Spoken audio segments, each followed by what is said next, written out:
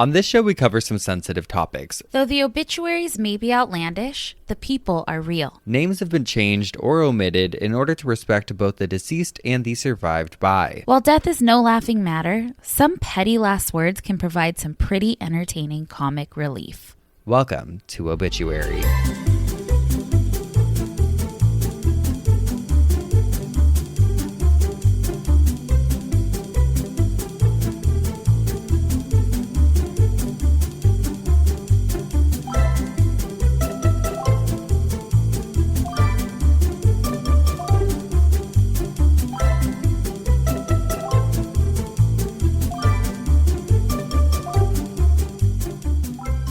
Welcome back to Obituary. I'm Spencer Henry. And I'm Madison Reyes. And welcome to my living room.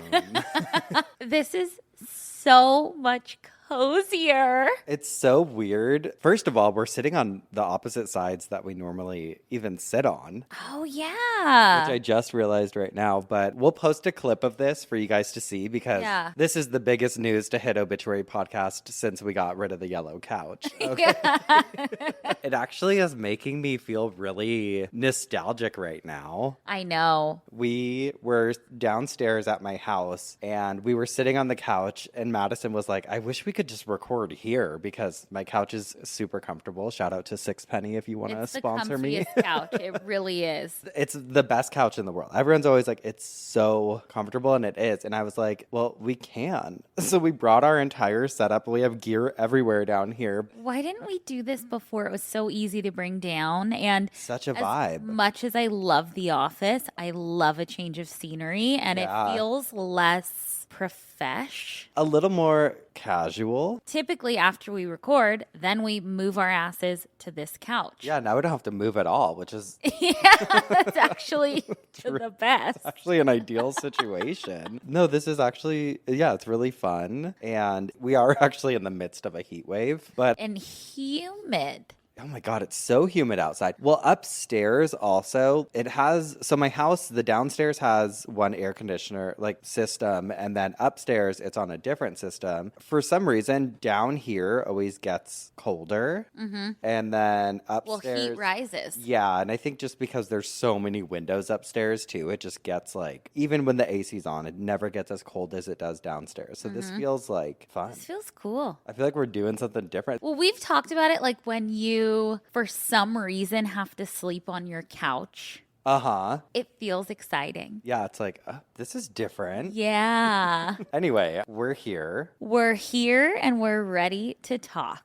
Yeah, so I hope you're ready to listen. That's usually how this goes, right? We do a little talking, you do a little listening, and that's what we love about you. Yes. I want to hear about your Joshua Tree trip. It was so much fun. Okay, so the champ, Shane, it was his 40th birthday. And me, him, and a bunch of his friends went out to Joshua Tree. And I've been to Joshua Tree quite a few times, but I'd never actually stayed in Joshua Tree.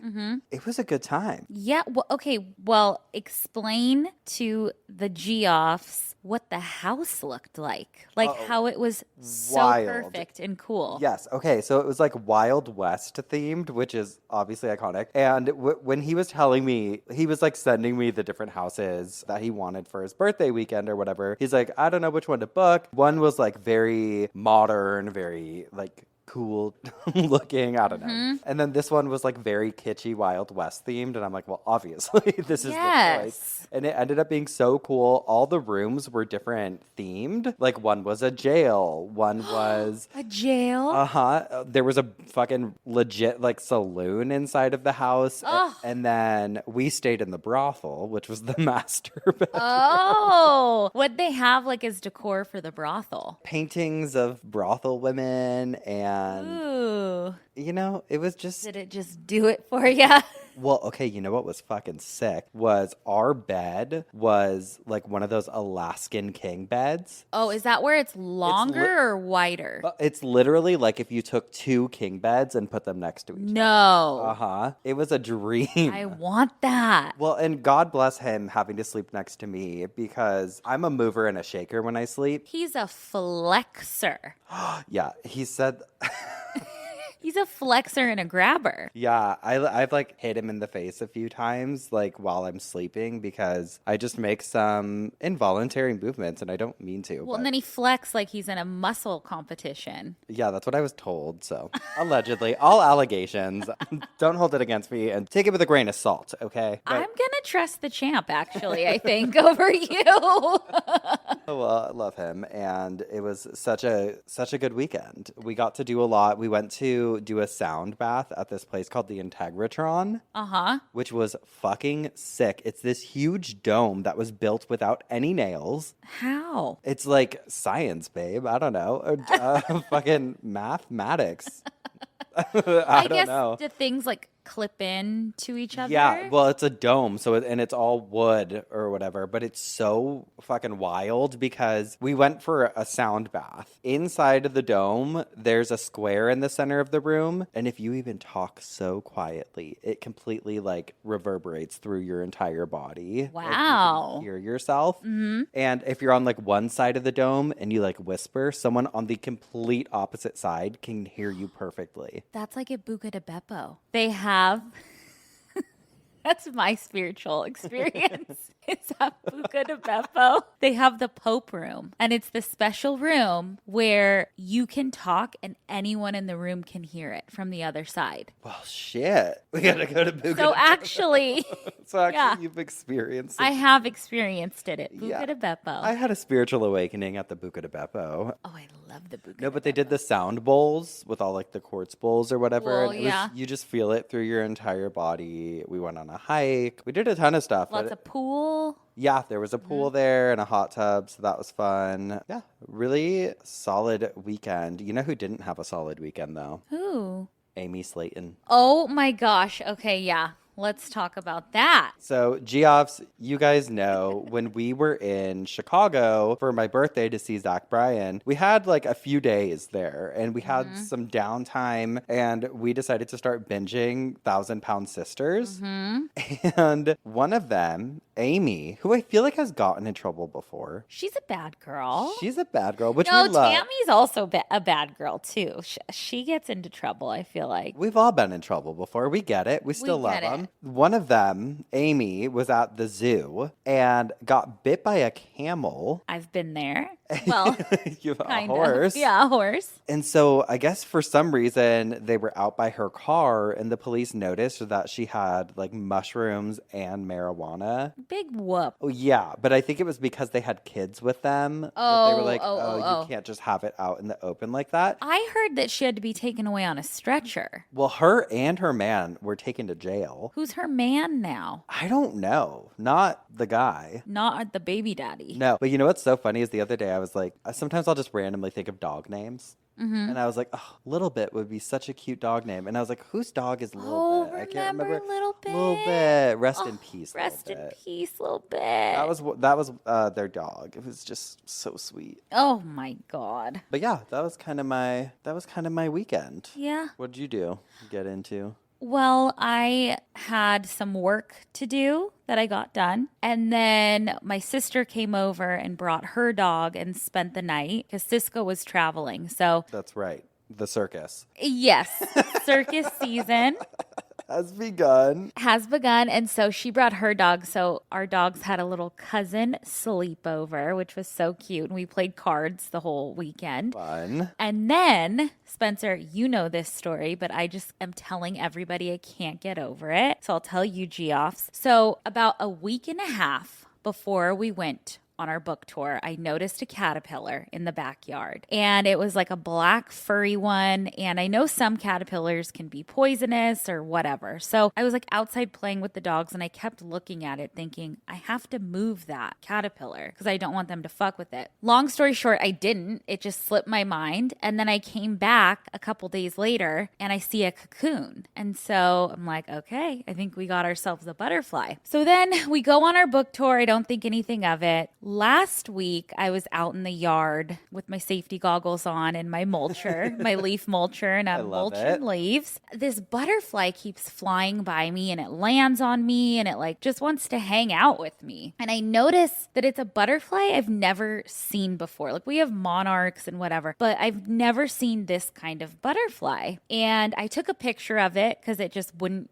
get off of me. So then I would see it a couple times during the week just fluttering around. And then on Monday, I noticed that it was hurt and it couldn't fly. And it was like, it would fly a little bit and then land on the ground, flutter around, like it couldn't do like a steady fly. It kind of comes to me, I pick it up and it opens its wings. And I'm like, oh my gosh, this thing's beautiful. Like never have seen anything like it. And so I Google a picture of it and try to find out what kind of butterfly it is. But then I'm like, I don't know why I even remembered this or what, but I was like, I remember that Spencer's sister, Olivia, said that after your mother passed away, a butterfly flew into, was it her house or your parents' My parents' house, yeah. And that she remembers it was a butterfly she had never seen before and it was so beautiful and big. And for some reason, I was like, oh, wouldn't that be crazy if it was like the same kind of butterfly? So I texted you and Olivia and she sent me a video and it was the same butterfly. Same butterfly. Well, and remember the psychic? That was like the last thing he said to us was he brought up that butterfly. He was like, right after your mom passed away,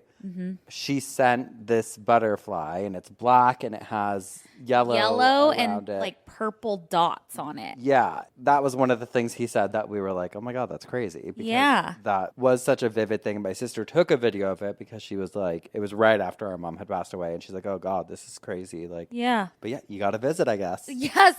So your sister was saying like, she is visiting. I'm like, oh, she's absolutely visiting. We had such a big week too. Yeah. With everything. Was fluttering around.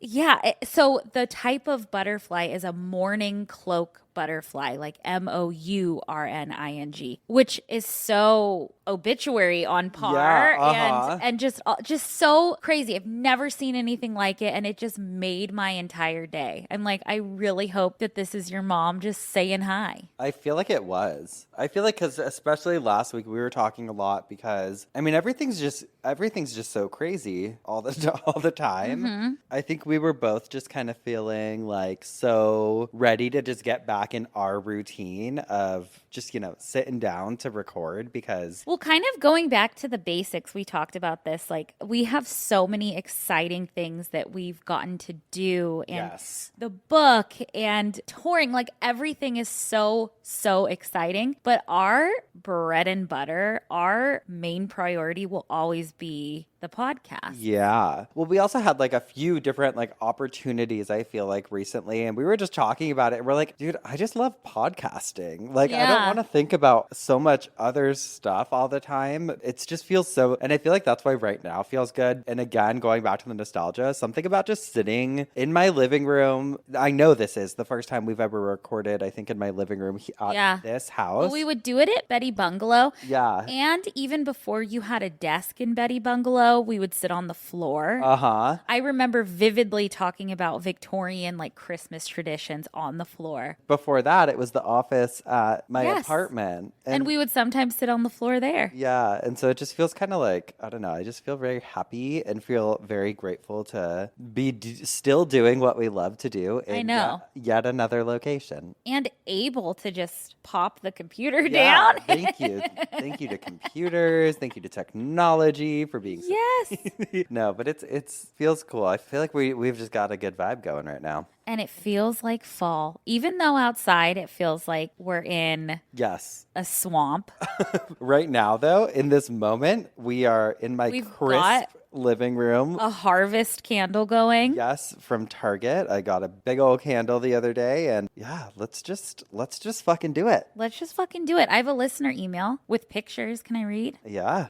Hey y'all, just listened to the riderless horse episode and it warmed my heart to hear y'all talk about this, but brought back a tucked away memory. Horses hold a special place in my heart. I'm a barrel racer with very few horse people in the family. Oh. But my aunt was a barrel racer also. It's been almost 20 years now. My aunt and uncle had gotten divorced, and my aunt was trying out the new online dating thing. She met a guy. She'd seen him for a while. She tried to break it off with him, but he showed up to her house and murdered her while she was on the phone with 911. Oh my God, I'm so sorry. No, I'm so sorry. At her funeral, they held it at a local arena that we barrel raced at. They saddled her barrel horse and did the riderless horse ceremony Wow. to honor her. Then announced that the girl she'd willed the horse to was retiring him to live out his days on an abundance of grass. Oh. I know. It's not talked about in our family anymore, but hearing y'all talk about the riderless horse brought back the vivid memory. Thanks for talking about such cool topics. Pictures of my horse babies attached with my daughter making an appearance with our 3-month-old colt and our little black pony. Oh my gosh, let me see. Love y'all so much. You can use my name. I tried to keep the rest of the names anonymous. Wait, look at that cool one of her From barrel. Danny. From Danny. Oh Look my at her barrel God. racing. And look at the little baby. I know. Oh my God, the barrel racing is so. How do I do that? To learn how to ride a horse first, honey. I can ride a horse. I don't know how to barrel race though. Where do you live? I don't know. It doesn't say. Doesn't say. Well, can we come fly to you and take barrel race? Oh my God. Now that's something I'll go to. Honey, Okay. that is something I will go to Please. too. Invite us barrel racing. Thank you for sharing that. That's a tough story, but I guarantee that the riderless horse tribute was like, I guarantee there was not a dry eye there. So cool. It's so powerful. It is. I love that. Well, I think because that's such like a visual, just seeing it and like knowing that that person used to ride that horse. I mean, yeah, incredible. Ugh. All right. Well, we're moving away from the sweet stuff because I got some assholes here. You were on your phone. I just put my iPad away. I'm like, well, I'll do my phones. I like the phone thing. It's a vibe. Hold on, I'm getting comfortable. Yeah. The camera's about to die, so this is the perfect time for us to just become slobs. Okay, this first one says, would I be the asshole for attending my partner's father's final goodbye despite her ex being there? Okay. I'm a 45-year-old man, and my partner, Jane, who is also 45, and I have been together for 6 years. We briefly dated in high school, but that relationship didn't last. Jane's father never liked me. He was the type who didn't like anyone, really. He was grumpy, emotionally distant, and often borderline abusive, even to his own family. Clearly, our relationship wasn't ideal. I didn't tolerate any of his behavior. Jane and I broke up in high school, and years later, Jane went on to have a long-term relationship with John. Her father actually liked John, and they became good friends. Now, Jane and I have been together for the last 6 years, and recently Jane's father passed away. While discussing arrangements for his funeral, Jane's family believes that A, John should attend because of their close relationship, and B, I shouldn't be there. What? I understand why John's presence is expected, that's fine, but I'm really struggling with the idea of being excluded. The reason given is that John himself feels he's not over his past with Jane, and John, give it up. Okay. and might have trouble seeing me there. What's been most surprising is that Jane is backing this decision, even though it seems like John is making this about his unresolved feelings rather than about the funeral. I'm feeling hurt and confused. I get that these events can be emotionally charged, but I think it's unfair to ask me to stay away, especially when it's coming from my own partner. I mentioned to Jane that John's reaction seems unreasonable and even called him out for it, but I'm also disappointed in Jane for not supporting me. So would I be the asshole for wanting to attend the final farewell despite everything? And then he added an edit that says, I realize I wasn't entirely clear. If it's expected that I don't attend, I won't force my way in. My real question is more along the lines of whether I'm being unreasonable for wanting to attend given the situation. No, absolutely not. I don't think you're the asshole. I think them excluding you is wild. And I think John needs to get over it. Well, at the end of the day, these people have been together for 6 years. He's known her since high school, and they're in their 40s now. If it were the dad didn't want him there at his own funeral, that's one thing, but it's because of another guest. But he was also abusive and bad. It's like, why are you even honoring that? Oh, that's true. That feels strange to me. Sounds like Jane and John need to go off and get together. I just feel like my feelings would be super hurt. If that was me and I was like with someone, it's like, obviously I want to support my partner at their parents' funeral. Yeah. Yeah, I think she's being the asshole. She should be like, no, of course he's coming. Of course. Well, they've been together for 6 years. It's like, no. Okay, this next one says, am I the asshole for postponing our wedding because my fiance wants to have pictures of her late husband in it? Oh, Lord, here we go. My sister's friend Sammy sent me this. It says, my fiance and I have been together for about 3 years. We got engaged 6 months ago, and we were doing some planning, and she mentioned, where do you think late husband's name picture should go? I was confused and asked her to clarify. She said she wanted her late husband's picture at the wedding. She went into more detail at my request. She wants one of the bridesmaids to hold his picture during the ceremony, as well as having his picture on our table. And when taking pictures, she wants to hold him in most of the pictures. I told her that I didn't want that, and while I understand he's important to her, I'd feel uncomfortable with his pictures in our wedding, especially when they're so prominent. We got into a fight and she yelled, I can't believe you're jealous. He's fucking dead. What do you think, I'm gonna fuck him at our wedding?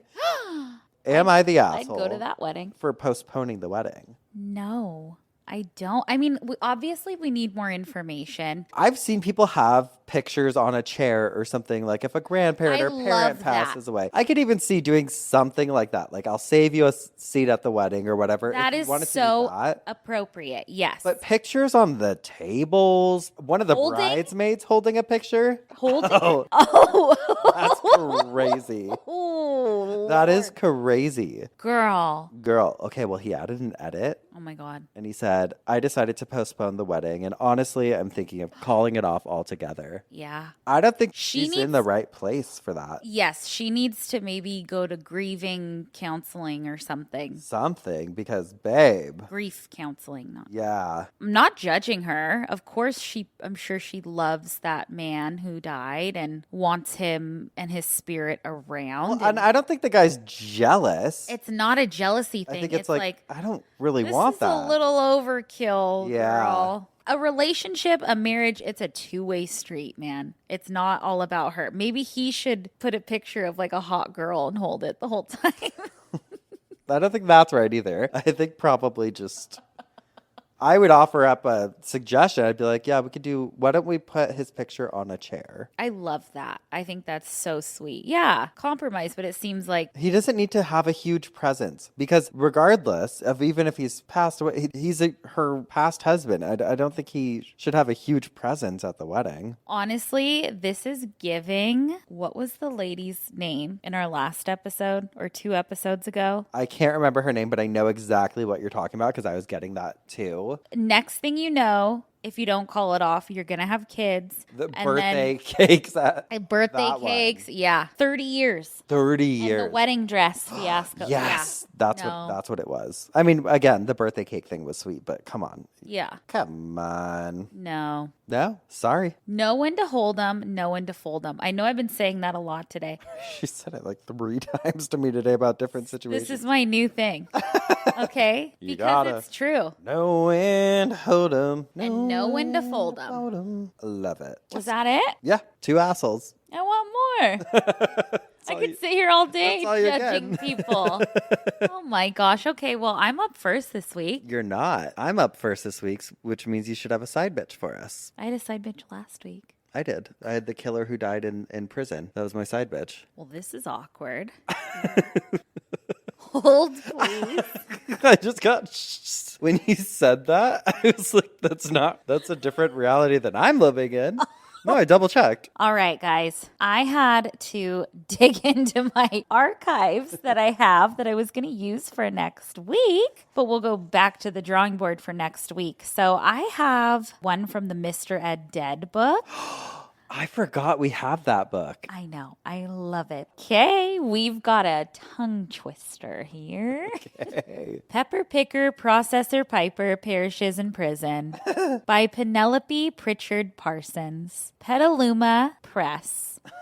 Peter Piper, picker and professional pickler of peppers, has passed on peacefully in prison. Prior to our I was about to say, I'm really impressed you're already just getting through this. Prior to a period at the penitentiary, Piper possessed partnership in a pickling plant. Poor pay practices put public pressure on Piper, who portrayed the paltry pecks of peppers picked by produce personnel as pathetic for profits. A plethora of persistent public prosecutors piled petty, pointless plaints on Peter. Police say Piper presented payment to prosecutors for preferential protection. Petulant perpetrator, pettifoggers pressed potently. Perspicacious pals patiently protested Piper's persecution. Pointless was the polyphony of pleas, as precipitous pillories proved piercingly poisonous. Prevaricating pathos peaked, Peter pleaded for pity. Prudence prohibited. This is hard, man.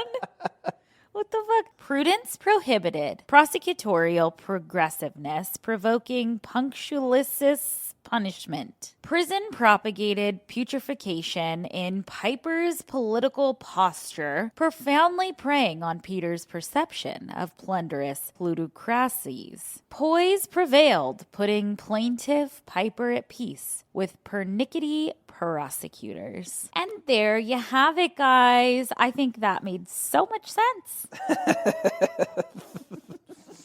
You chose a tongue twister, and guess what, babe? Your tongue got twisted. It's twisted, man. Well, my whole brain got twisted this week. I thought you had the side bitch. Well, we're going to take a break, and when we come back, I'm going to go first, and I'm going to tell you what had me spinning my coffin this week. We'll be right back. And we're back. Hi, we're back. What had you spinning in your coffin this week, Spence? Oh, thank you. Thank you. Okay, so I heard a really interesting fact, and I cannot for the life of me remember if someone told me, if I saw it online, read it in a magazine. Truly, no idea. Maybe one of you guys DM'd me about it. It was just in the notes app in my phone, which I do like a lot of times, especially if meeting a G off in the wild, if they say like, oh, you should talk about this or something, I'll put it in the notes in my phone, or like just anyone. Right. Well, anyway, this week we're getting astrological with it.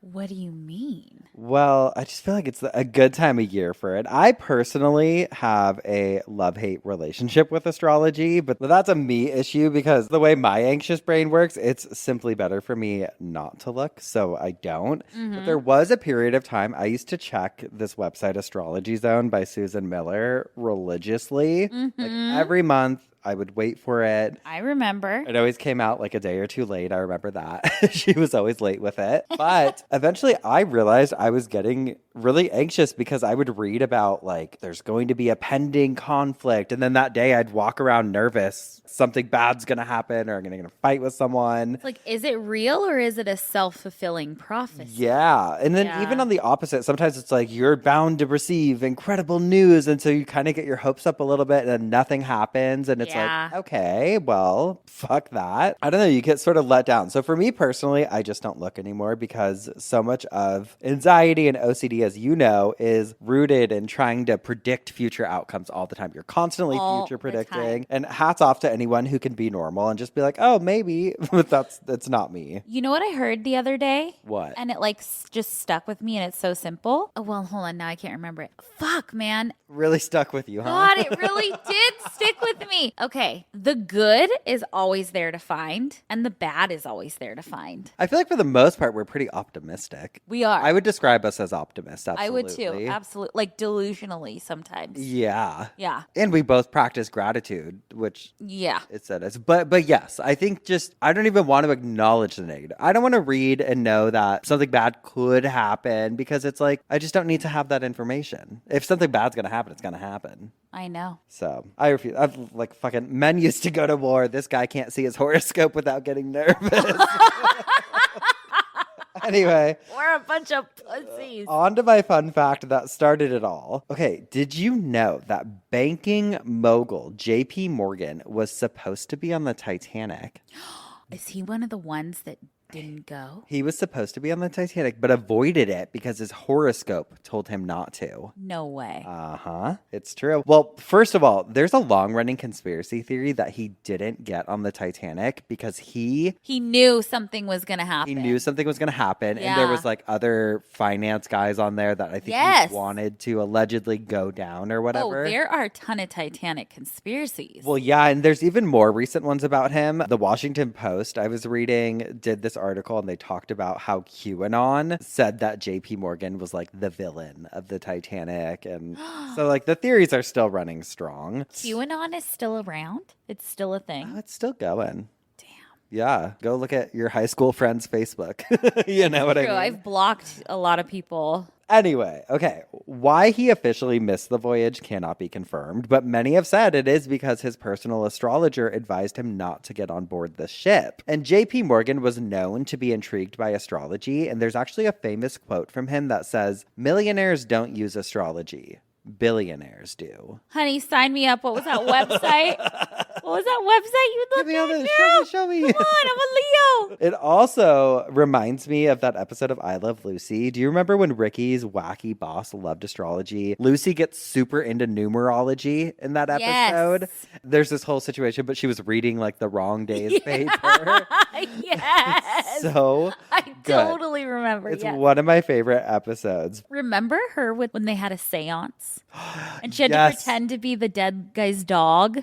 I think that's the same guy. I feel like that was the same. Was that the same episode? I don't know if it was the same episode or not, but that was definitely the same actor because he's so eccentric and like, you know. I think Ricky started getting into numeral. I don't know. Whatever. Something happens, but yeah, it's fucking, it's a good one. Anyway, astrology holds a very special place in a lot of people's lives, and it's so old and important in different cultures. But at the end of the day, it's very much, I would call it a belief system of sorts. There's no science backing its effectiveness. Which, there's not? Of astrology as a whole, no. Okay. I'm thinking astronomy. Yeah, sure. Surely science. Yeah. Which means that astrology is classified as a pseudoscience, but it can be fun. It can be fun to look at. I still like, when you see a funny meme or whatever that's like, sometimes I do feel like there's accuracies, but also it's also generalized. Who knows? Well, and I think it's so cool. I love when people are into it. For the same reasons, I can't get into it because it'll fuck me up. We're like both chronic overthinkers, and I think if we see something, we have a hard time breaking that thought. Yeah, but is it also? It's like, is it the chicken or the egg kind of thing? Like, is it because that truly is what is written in the stars, or are you willing it to happen? Yeah. I don't know. Who knows? Actually, I would love it if people could write in and like give us the facts. Yeah, I'd like to hear more about astrology. I know a lot of you guys are into it. I mean, I had moments like where I was so into it, but it's like if I want to read I want to read the fun magazine horoscope. I don't want to see the like beware of these days or whatever, because I just get stressed. I get stressed. And that's it's a me problem. It's not an astrology issue. It's my brain doesn't know what to do or how maybe we're fucking missing out. So I don't know. I don't know. We're going to get into the silliness of astrology momentarily. But before we move into that, I wanted to share some more famous people that were supposed to be on the Titanic, but luckily for them, didn't end up making it on the ship. Okay. Because I didn't know about the JP Morgan one. I didn't either. Well, even though I had a note on it, I still didn't realize it. But this is from the Smithsonian, and it popped up when I was looking into JP Morgan, and I was like, okay, well, who else are these people? So there's a man named Theodore Dreiser. Okay. He was a novelist, and he was 40 at the time. And according to the Smithsonian, he considered returning from his first European holiday aboard the Titanic. But an English publisher talked him out of the plan, persuading the writer that taking another ship would be less expensive. He was at sea aboard the liner the Kroonland when he heard the news. He recalled his reaction the following year in his memoir, A Traveler at 40. Quote, "To think of a ship as immense as the Titanic, new and bright, sinking in endless fathoms of water, and the 2,000 passengers rooted like rats from their berths, only to float helplessly in miles of water, praying and crying. Wow. And then there's Milton Hershey. Hershey? Milton Hershey, the man behind the Hershey's milk chocolate bar, Hershey Kisses, Hershey's syrup, and the Pennsylvania city that bears his name, had spent the winter in France and planned to sail home on the Titanic, it says. Yes, you have your hand raised. In my car right now, I could go get it. I bought a Hershey cookbook from 1933.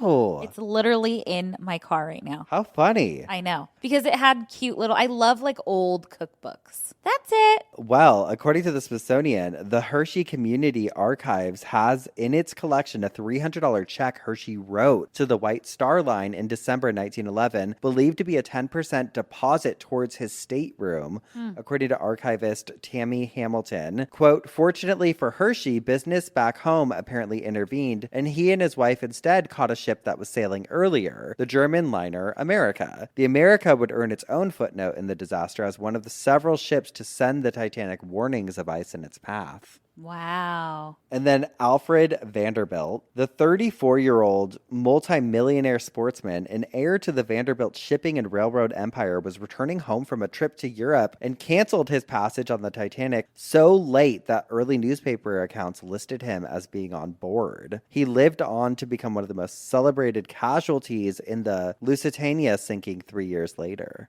Wow. You know, you need to look into maybe as like a part 2 to this. The murders on the Titanic? No. The people and the stories of the people who were going to be on a flight. 9/11. Yes. Or any tragedy like that.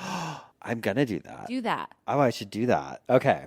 Well, keeping it fun. I wanted to get that out of the way, but I found some articles that I think are really fun talking about astrology. Okay. And one is from the New York Post, and it says how your zodiac sign will die as per an astrologer. Whoa, okay. That's kind of funny. Uh-huh. I'm not going to read the full article, but I wanted to read The signs. the signs. And I'm going to read all of them for everything because if I was listening, I would and they hate it didn't if say you my sign, skipped. oh, I I'd be know. so mad. I know. Okay, this is by Rita Weigel. First up is Aries, and it says, quote, this fire sign dies by swinging a baseball bat so hard they rupture their internal organs, a la Aries slugger Jim Cretin, who hit a home run that sent him straight to the dirt. This sign is hard-pressed to ignore a dare or pass up a wager, as was the case for probable Ram Sergei Tuganov, who suffered a fatal heart attack after betting a pal $4,000 he could have sex for 12 hours straight. Oh my God. The nail in his coffin was a combination of cardio and the consequence of consuming an entire bottle of Viagra. Oh, wow. I feel like An entire bottle? That's suicide. having a boner for 12 hours, I feel like that'd get painful. Big time. All that blood is focused there. Yeah. I feel like it'd explode. Talk about a death erection. Talk about a exploding something. Fuck. And Taurus is next. And it says, quote, Taurus is the kind of sign that accidentally asphyxiates in a bag of chips or dies falling out of bed. Gluttony is the favorite sin of this herd. What? A fact made manifest in regal, champagne-swigging, pastry-loving bull, King Adolf Frederick of Sweden, who legitimately ate himself to death on Mardi Gras in 1771. Okay. Fuck. Damn. There's Taurus. been a lot of people that have eaten themselves. Who do we know that's a Taurus? One of my best friends. Oh, Chris, too. Chris is a Taurus? Danielle. Danielle. I dated a Taurus once. My mom. I dated a Taurus also. Oh, your mom? Yeah. You don't have. Oh, Okay. and here she is. No, that's Siri. sorry. My Siri went off. Okay, Gemini. Geminis, listen up. Oh, no, Chris is a Gemini. She crazy. She's May, but she's kidding. a Gemini. Okay. Gemini says, quote, Gemini dies while multitasking, attempting to text their ex, change the radio station, curl their eyelashes, and crush up an Adderall, all while operating a motor vehicle. Damn. Called out. Cancer. Often up in their feels and unable to express the scope of their despair, Cancer is killed by the crushing weight of their accumulated emotional baggage, unpaid parking tickets, tattered stuffed animals, sweater collection, and mountain of unmet expectations. Damn. You're up next, Leo. Okay, let's hear it. Leo is the sort to fall to their deaths while attempting to take a tasteful nude on a balcony. Rulers of the fifth house of fun. Remember when you FaceTimed me earlier and your full boob was out? I was like, what's going on? Rules of the fifth house of fun. There's a high chance they will dance themselves into the grave like the denizens of Strasbourg did in the year of our Lord, 1518. And you did an episode on that. Dancing plague, never forget. In what is perhaps the most Leonin death of all time, Jamaican activist and apex Leo Marcus Garvey died from a stroke after reading his own inaccurate and prematurely published obituary. I read all about him this week. You'll see why. Okay. But I don't talk about him. I don't think we mentioned him, but I remember reading about him when I did the premature obituary episode. That's why I didn't do him, just in case. And then Virgo. Oh, the champ? The champs of Virgo, yep. Perennially let down by their fellow man and ever caught between wanting to help and wanting to retreat, Virgo eventually dies of boredom, falls out of a tree, or chokes to death on herbal supplements and their own bitter disappointments. Oh, no! Girl, No, keep babe. the supplements away. I'll miss you. He loves a supplement. He makes me take them. I love it.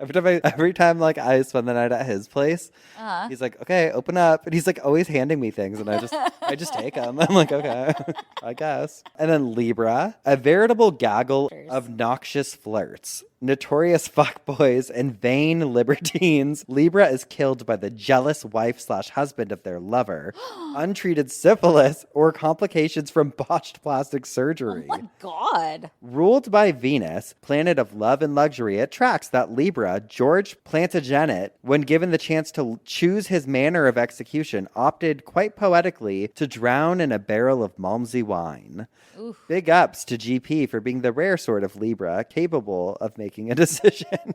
Damn. They're just coming for blood. I know. Okay, Scorpio. Ooh. Who do we know that's a Scorpio? Leah's a Scorpio. My Yes. niece is a Scorpio. Oh, Mikey's a Scorpio. Okay, let's hear it. This is a trick question, as a Scorpio never truly dies, but instead lives on in the grudges they hold, hexes they hurl, and curses they carry. Ooh. Power players, practitioners of witchcraft, and rulers of the 8th house of sex, death, and other people's money. This is the sign most likely to fake their own death and or get away with murder.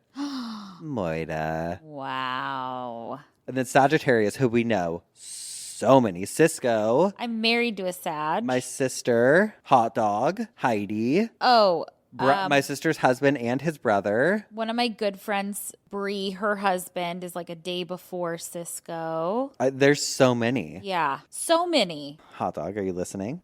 She's like falling asleep. Quote, ever trying to have a good time all of the time and never wanting the party to end nor the music to stop? Sagittarius is killed by an errant champagne cork, dies laughing at their own, or suffocates in a partially deflated bouncy house. Damn. Uh-oh, Capricorn. Oh, we know a Capricorn. I dated one for a long time. Girl, we know. Quote, industrious, punishing and concerned with gains, capital and otherwise, Capricorn is either crushed to death by a dropped barbell, dies masturbating to a mattress covered in money, is killed by a dominatrix they tried to shortchange, or murdered by a mob of disgruntled workers. Damn. And then Aquarius, that's February. My mom's an Aquarius. It says, because Aquarius is more alien than human, more mind than heart, it takes a hell of a lot of effort to kill one. Consider Aquarius Gary Hoy, who in typical fixed sign fashion, died while trying to prove a point, or wicked-eyed water bearer/wizard Gregor Rasputin, who was poisoned, shot in the head, repeatedly bludgeoned, and castrated before ultimately drowning in a frozen river. His pickled dick is now the stuff of folk legend, reverent for its ability to miraculously cure blindness and accurately predict, which we talked about when we did that episode on Rasputin. I think that was the post-mortem execution episode, right? Or posthumous execution. Yeah. And then finally we have Pisces. You. The best. And it says, excruciatingly sensitive, enamored by escape, and swinging wildly between absolute empathy and utter nihilism. Pisces, subsisting on little more than seawater and ether, dies of ennui or drowns in the bathtub, which I had to look up what ennui was, and it's a feeling of listlessness and dissatisfaction arising from lack of occupation or excitement. You. Which is me, because I love to work all the time. Yeah.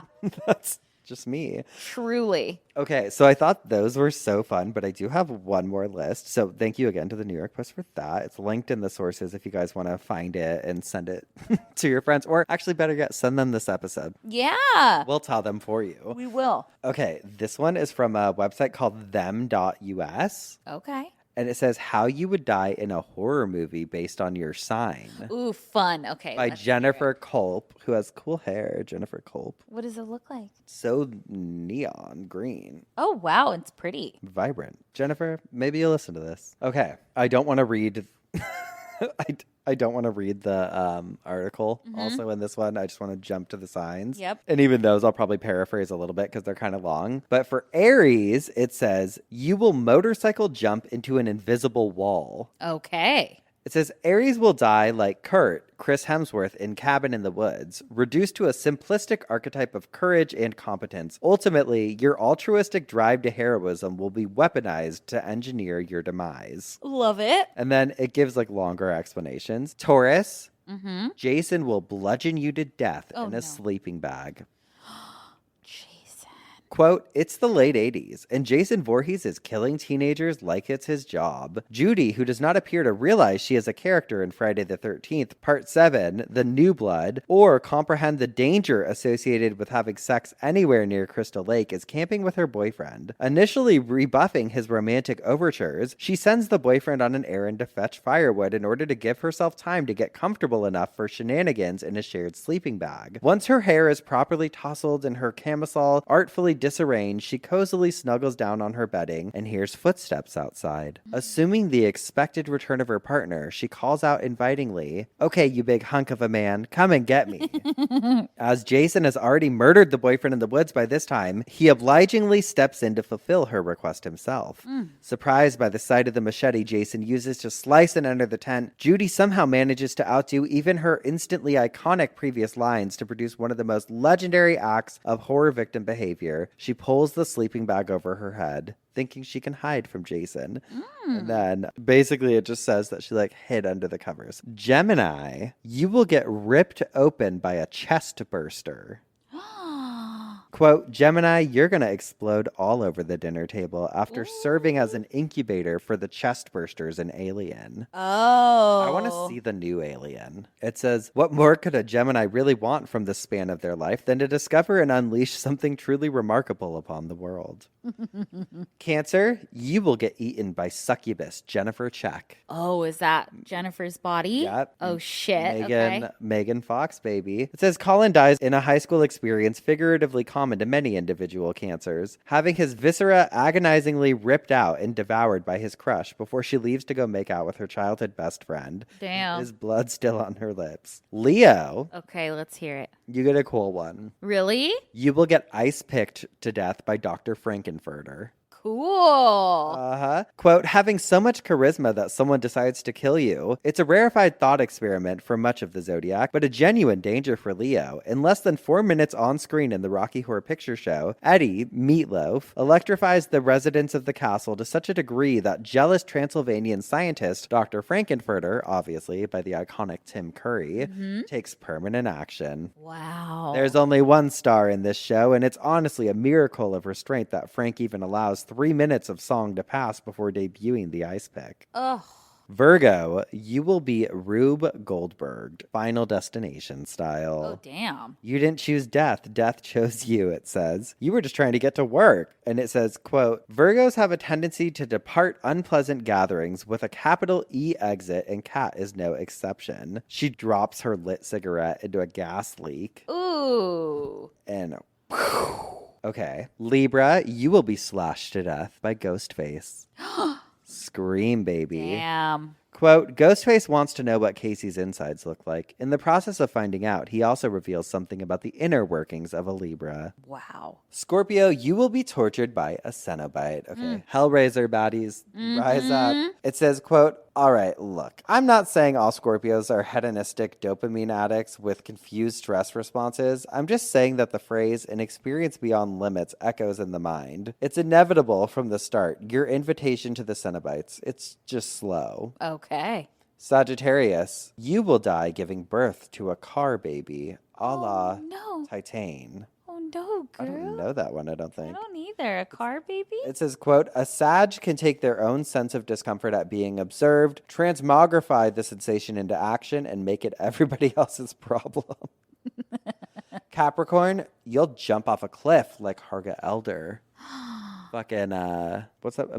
Midsummer. Yes. Uh-huh. It says, quote, the youngest Cap alive believes themselves to be an ancient of long toil, struggling wearily toward the finish. Aquarius, oh, this one's fucking scary. Samara will crawl out of the TV and fatally scare you. Is it Samara? I don't know. But I know her, and I know she's coming out of the She's TV. scary. Remember a fucking Scary Movie when she's like, Brenda!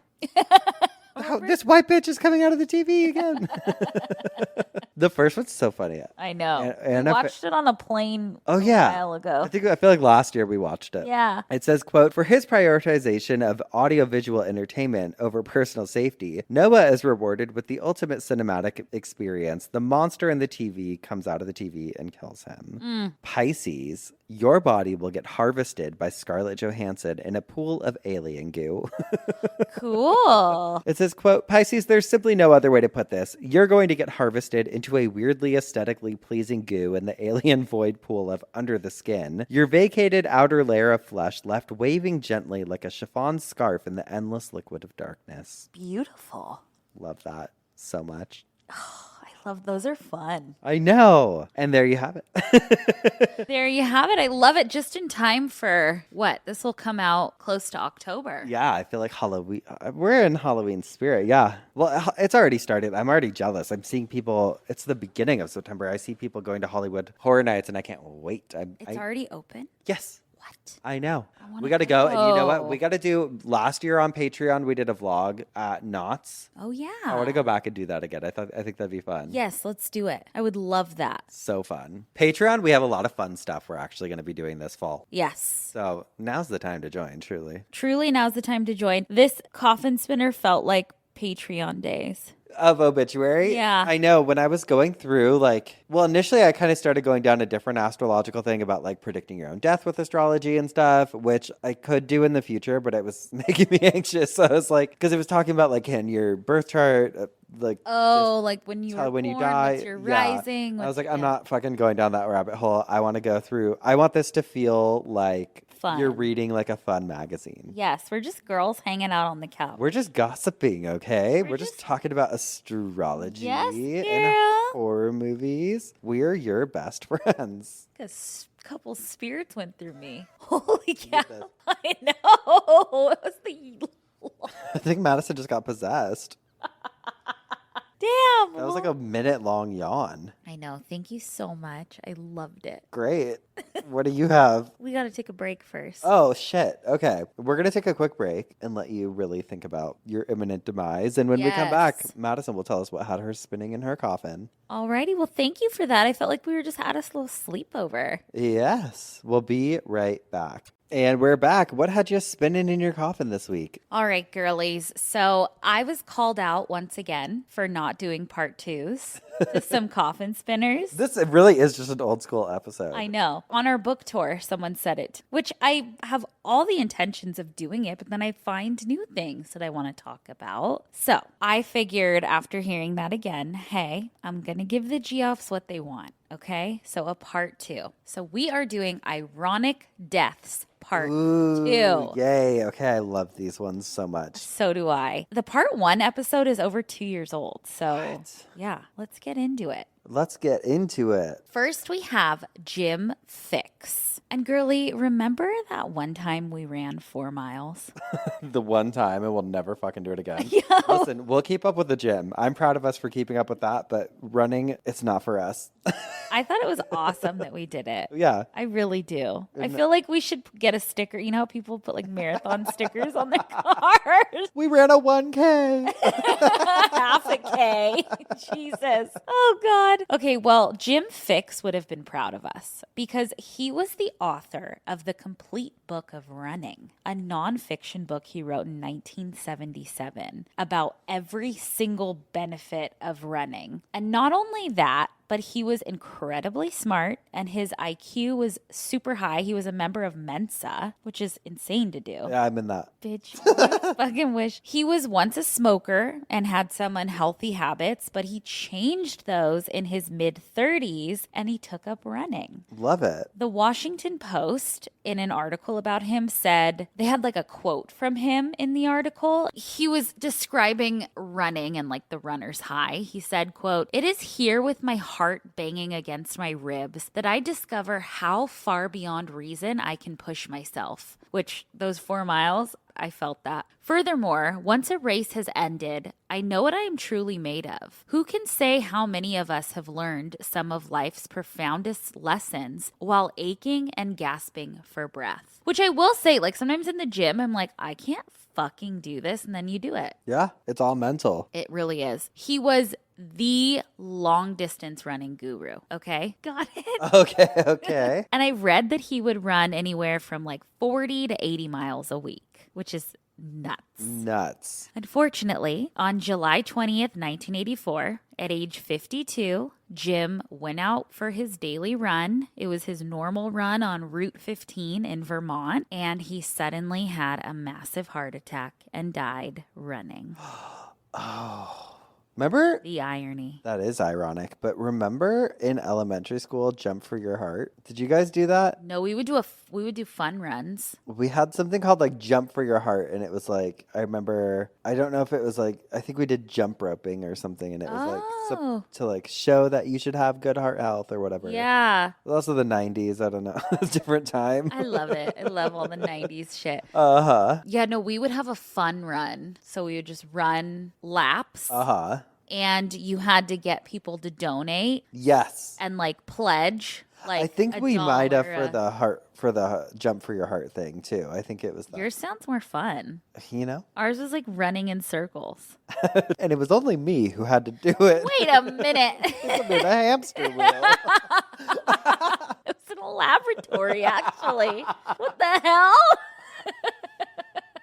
Damn, girl. Okay, Shit. Who's next? Jerome Moody. This story is just awful. The story takes place in the summer of 1985 in New Orleans. Great year. Great year. The New Orleans Recreation Department Center at the time had 19 public pools throughout the city. And annually, they would have an event towards the end of July for the city staff. And this particular year, 1985, they were celebrating that they made it a whole summer season without any drownings across the 19 pools. Oh, God. The party had about 200 guests, and I believe it was held at a recreation center because it was a pool party. Over half of the people in attendance were city lifeguards. 4 lifeguards were on like active duty for the event, but basically everyone was a lifeguard. The party was on a Tuesday night, and as the party was ending, lifeguards needed to clear the pool. As everyone started to get out and get ready to go home, they noticed someone at the bottom of the pool in the deep end. It was 31-year-old Jerome Moody, who was fully clothed and unresponsive. Oh, no. Lifeguards pulled him out and tried to revive him, but it was too late and he was dead. And they think that he must have slipped in because he was fully clothed. And somehow nobody noticed. In a pool full of lifeguards at a party celebrating a season of no drownings. Someone drowns. That's insane. Are you kidding me? Ironic. Wild. Okay, you mentioned Gary Hoy. Uh-huh. And I was like, don't talk about it. Don't talk. But your thing didn't go into detail. But so I have this story of Gary Hoy. Oh, full circle. Full circle. We didn't even know. Okay, I was thinking about this when I was writing it. And you guys think about this. Do any of you have like a party trick? Do you have a party trick, Spence? Let me think. I don't. I personally don't, but I find myself telling some of the same stories that I think are going to really win the crowd over. Yeah. I mean, I can do like a voice. real deep voice. Like I feel like I can do like a country western singing voice. Like a Garth Brooks. Like if there's an opportunity can. For me to karaoke Garth Brooks. Yeah. Oh, that would be our dream. I'm good. I can do it. Our dream would be to be in church and someone say, "Oh God, we don't have any singers." and we stand up and sing hallelujah. And yes, and we just blow the house. Blow the house down. Do you know how hard it was in Austin A music producer there. when we were in that church to not sing on that stage? To not sing hallelujah? Somebody remind us of this dream, because next year, if we go on tour, it's a singing tour. Girl, we just said we were going back to basics, but I'm all for that. I love that. Let's just be singing. Why not? The karaoke tour. Oh, that would be so fun. Remember in Nashville when we got picked up from the Grand Ole Opry? Yeah. By the coolest Uber driver ever? Yep. It was like we stepped into a club. Yes, the lights. I think she said she films it for her. She was hyping TikTok it or up. something. We're probably on TikTok somewhere. She was hyping us up. She asked me. You're right. Wait a second. I did my Garth She Brooks loved cover, and I sang Johnny Cash too. And she said, "Wait, are you someone?" And I said, "Ma'am, One day, I'm baby. a nobody. You'll know my name, You'll don't know Google my me. name one day. Yeah. But don't look me up, babe. Okay? Because you're gonna get something different than singing. Okay? Oh, God. I loved that. That was so fun. I wish every Uber ride was like that. Oh my God, I'd love it. Give me a microphone, please. Oh my God, I know. Well, okay, party tricks is what got us here. Some party tricks are fucking deadly.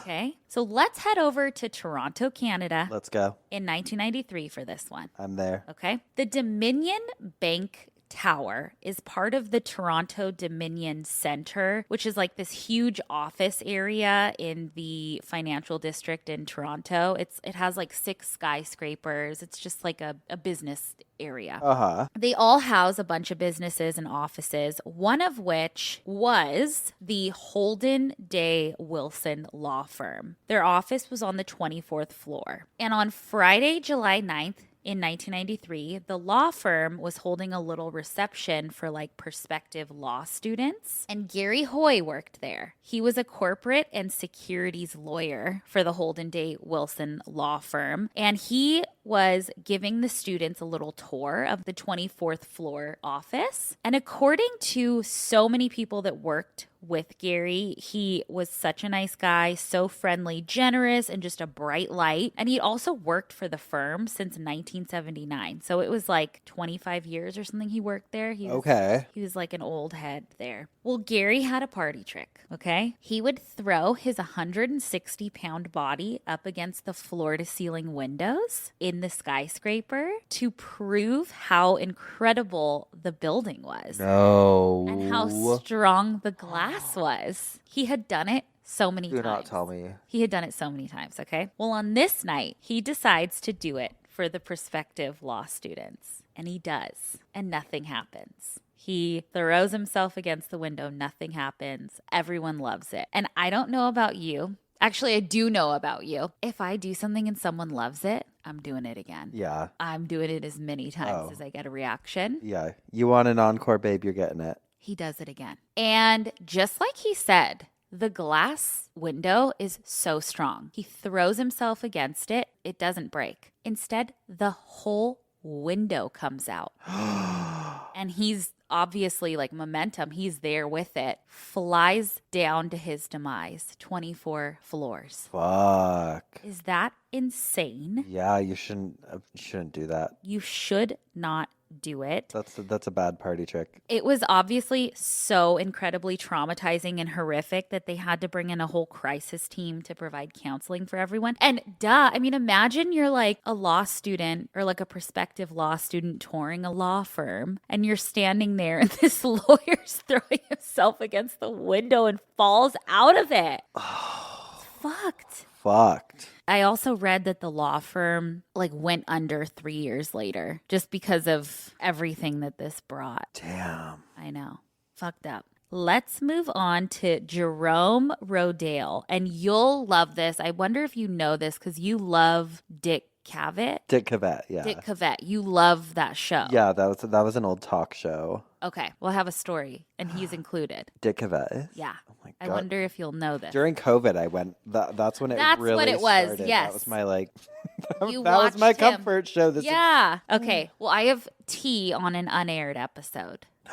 Ooh. Okay, so we have Jerome Rodale. His is a name that we should all kind of know because he really popularized the term organic. Oh. He was like a big early advocate for organic farming, and he even wrote the first book on it called Pay Dirt and established a magazine called Prevention Magazine, which is still in production today. I always see it at like doctor's offices and stuff. He was another health guru, although the more I read, I think some of his stances are kind of wild, but anyway, on June 8th, 1971, he was a guest on the Dick Cavett show. During his interview, he talked about how he has never felt better in his life and that he has decided he was going to Remember live. Heather McDonald did that on stage? She was talking about how great she felt. Oh, yeah, and then she passed out. Yeah. God. He even said, like, he proclaimed, he's like, I've decided I'm going to live till 100. Like, he's like, I've never felt better in my life. And, you know, organic this, organic, you know, just like all of it. Like, just, he felt great. So after his interview, he stayed on the stage on the couch. I feel like all late night talk shows do that. You have one guest come out and then they stay on the couch, move over, and then a new guest comes. So he's staying there, and a writer for the New York Post comes out to be interviewed by Dick, and they're doing their interview, and then they hear Jerome making like a weird noise, like it sounded like he was snoring. So I guess Dick Cavett looks over at him and is like, are we boring you? You're fucking snoring, you know? Was it a death rattle? Girl, it was a death rattle, I think. He was dead. Fuck. Dick Cavett has said he doesn't remember saying that, like, are we boring you? Instead, he remembers looking at Jerome and knowing then and there that he was dead. Wow. He yelled into the audience for a doctor, and it just so happened that there were two doctors in the audience, and they ran up to try to revive Jerome until an ambulance got there. But he was rushed to the Roosevelt Hospital and was pronounced dead at the age of 72, and that episode never aired. Jeez. Is that nuts? That is nuts. Ironic. Ironic. Never felt better in your life? Just kidding. Oh, no. Okay, two more. We have Eugene Aserinsky. And I love this man because I love sleeping. You know I'm a sleepy girl. Yes, yes. He was a trailblazer in sleep research. He was working on his PhD at the University of Chicago. He, his pregnant wife, and their son lived on campus, and he would just stay up all hours of the night studying sleep. And in 1953, he discovered and like coined the term REM sleep. Oh. Which is rapid eye movement. Yeah. His findings showed that REM sleep is a stage of sleep where the brain is highly active and, you know, like your eyelids go nuts. And he also linked it with dreaming. And because of his findings on REM sleep, he basically like laid the foundation for modern sleep science. But later in his life, actually years and years later, in 1998, he was driving down a hill in Carlsbad, California. He was 77 at this time. He lived in Escondido, but he was driving along and he hits a tree and he dies. He had an autopsy done. The cause for him driving into the tree couldn't be found. Like, so I don't even think at the scene, like, I don't know if there were like skid marks or anything. Like, they don't know why he drove into the tree, but they're almost positive that it's because he fell asleep at the wheel. Sleep researcher. Yeah. Falls asleep at the wheel. Ironic. All right, last one. Philip Contos. I have to say with this one, as I get older, I love a fucking helmet. If I could wear one during everyday life, I would. You probably should. And I probably should. With all the research on like CTE and how just like horrible that is, I think they're so important. And I saw an article recently on those Guardian caps, which are like an accessory for football helmets that make them even more protective, and the NFL starting to wear those. Well, Philip did not like helmets. But he did love a Harley Davidson motorcycle. So the two didn't go great together.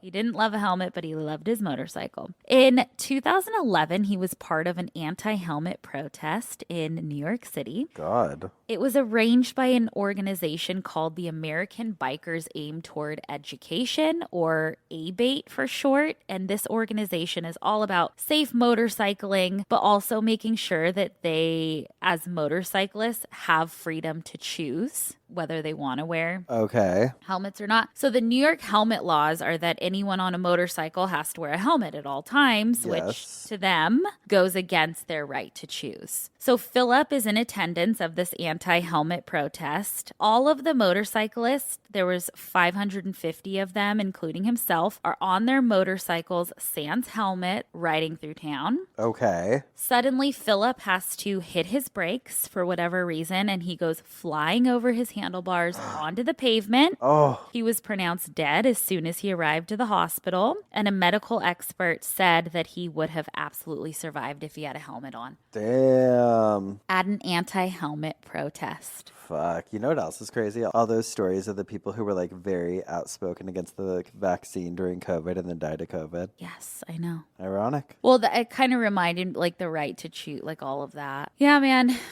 It's all ironic. Isn't it ironic? A little too ironic. Don't you think? It's like rain on your wedding day. It is. You're not doing it. Is that even ironic though? I heard it's good luck for it to rain on your wedding day. That might be something. Rewrite it. Rewrite the song. Yeah, Alanis. Come on, girl. Oh, shit. Well, I'm glad we finally got a part 2. And I actually, you know what? I'm putting it out there. I would love a part 3 because You got it. I like hearing about all the ironic deaths. I know. It's just weird. It is. Very strange, very bizarre. How bizarre, how bizarre. Okay, wait. I'm really excited about my obituary this week. So let's move into that because mine was sent to us a few times. I told you I was like, be on the lookout for this name. If you see it, I didn't do not open any fucking of them. read it. Swear. Okay, this is the obituary for Florence Flo Harrelson. Okay, I'm excited to hear this. Glenburn. Florence Flo Harrelson, 65, formerly of Chelsea, died on February 22nd, 2024, without family by her side due to burnt bridges and a wake of destruction left in her path. Wait, is this a scathing one? It's a new scathing one that's not even the repeat. Oh! Non-repetitive. It's a repeat. Okay, let's hear it. Let me start it from the top again. Start it from the top. Listen up, Geoffs. Glenburn. Florence Flo Harrelson, 65, formerly of Chelsea, died on February 22nd, 2024, without family by her side due to burnt bridges and a wake of destruction left in her path. Damn. Florence did not want an obituary or anyone, including family, to know she died. That's because even in death, she wanted those she terrorized to still be living in fear, looking over their shoulders. Holy cannoli. This is the best end we've ever heard. So, this isn't so much an obituary, but more of a public service announcement.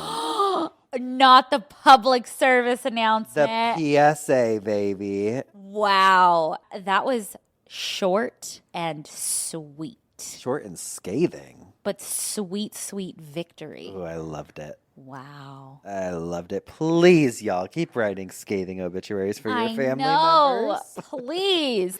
Well, I don't have a scathing one, but I have an ironic one. Ooh. This is for John. He was born July 28th, 1949. He died at the age of 74. Born to late Margaret and H. Jack. He was named for his grandfather, and they list like all the family, okay? But it goes on to say, after defiantly confronting colon cancer for much of his life, John quietly left the hospital where he had been confined for 6 months for a better place. Despite his departure, he will never leave our hearts, our minds, or our memory. The day of John's passing was Father's Day, 2024, which is ironic because he never married, never had children, yet almost everyone who knew him remarked on what a great father he would have been. Aww. He was thoughtful, soft-spoken, charitable, and caring, and he willingly transferred his kindness to his family and friends. His hero, if you rule out certain Red Wing hockey players like Bob Probert and Joe Coker, was probably Blessed Solanus Casey, the revered Capuchin monk whom he faintly resembled as his beard grew longer and his hairline retreated. A lifelong Grosse Pointe resident and U.S. Navy CB veteran, John was born in Detroit, graduated from Austin Prep School, and received his bachelor's degree in business administration from the University of Dayton. He followed his other hero, his father, Jack, into the insurance business in 1973, but quickly realized he was not cut out to be a life insurance salesman. He entered Detroit College of Law and received his Juris Doctorate in 1979. He practiced his entire 45-year law career as an insurance litigator. Faithfulness and faith were two more of John's trademark qualities. He sounds like a good guy. He does. I just want to read a little bit more from this obituary. John's life can be summed up with the word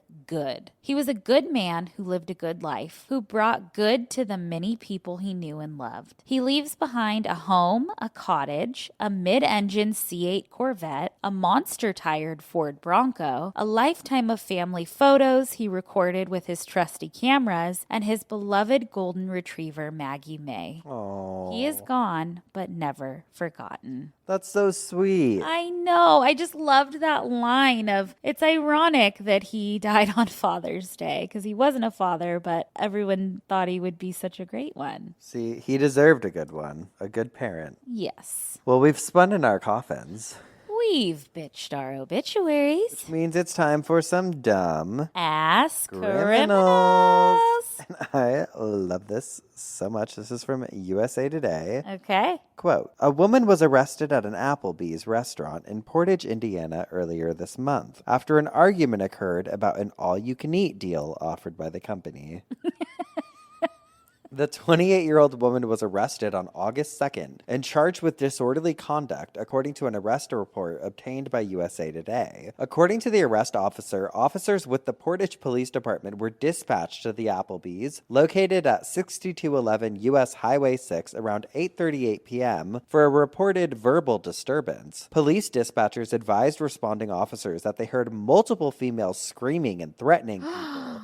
One of the responding officers wrote in the arrest report, when officers arrived on scene, they were met outside by multiple adults, including the woman who said they had been involved in a verbal altercation with the Applebee's manager. According to the arrest report, the group was under the impression that if one person at the table ordered the all-you-can-eat deal, it was good for the entire table. My fucking God. scammers. According to a news release from the restaurant chain, the all-you-can-eat deal in question is one that offers endless boneless wings, riblets, and double crunch shrimp served with endless fries for $15.99 per person. When the manager informed the table that was not the case and that each person would have to pay $15.99 for the deal, words were exchanged. According to the arrest report, the group told police the manager became very unprofessional towards them and that nowhere on the menu did the deal state it was per person. The responding officer said in the arrest report that the woman then handed him a menu which showed the words per person underneath the bold letterings of all you can eat. The officer said he showed it to the group, and while doing so, a couple was walking out of the restaurant. The woman pointed toward the couple and told the officer she'd exchanged words with them as well earlier. Oh, you could get it too. As the couple exited the restaurant, words were exchanged again, and the woman became very loud and disorderly, attracting the attention of other patrons, according to the arrest report. The officer wrote in the report that he warned the woman about disorderly conduct, and another person in the group tried to quiet her but was unable to. At one point, the person tried to place her hand over the woman's mouth in another attempt to quiet her, but was again unable to. The woman was then placed under arrest and later transported to Porter County Jail. Another person in the group went back into the restaurant and paid the bill in full after realizing the menu stated all you can eat was per person. Damn. Dumbass. You have to be fucking stupid as fuck to think that that's not going to be per person, but I mean they tried. They tried it. You know what? A for effort. And B for bail, babe.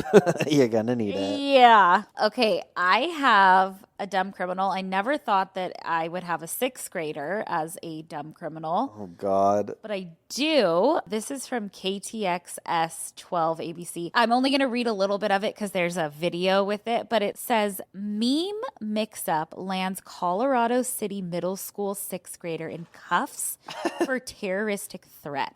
Oh, shit. Yeah, this is a big deal. But basically, this 11-year-old student saw a meme on TikTok and he was trying to say it in class. He was quoting Riff Raff, you know, the rapper Riff Raff. Uh-huh. And the meme is like, my main goal is to blow up. And the teacher thought he was making terroristic threats. Oh, come on. I know. Here. Well, I mean, it is a scary fucking world.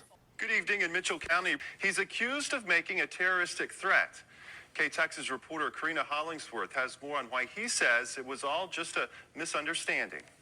Indicus Kanalolak Young has dreams of making it big as an artist, but he says one person who was supposed to motivate him misunderstood his ambition. My main goal to blow up. That's all I can get before the teacher interrupt me. But this is the full meme. My main goal is to blow up and act like I don't know nobody. Oh. I know. Kanalolak Young says his teacher at Colorado City Middle School misunderstood the meme he was quoting by a rapper named Riff Raff and thought he was threatening to blow up the school. School and the airport, though, two places you shouldn't talk about trying to blow something That up. is very true. I know. So he's our dumbass criminal. Oh, 6th grader, man. poor guy.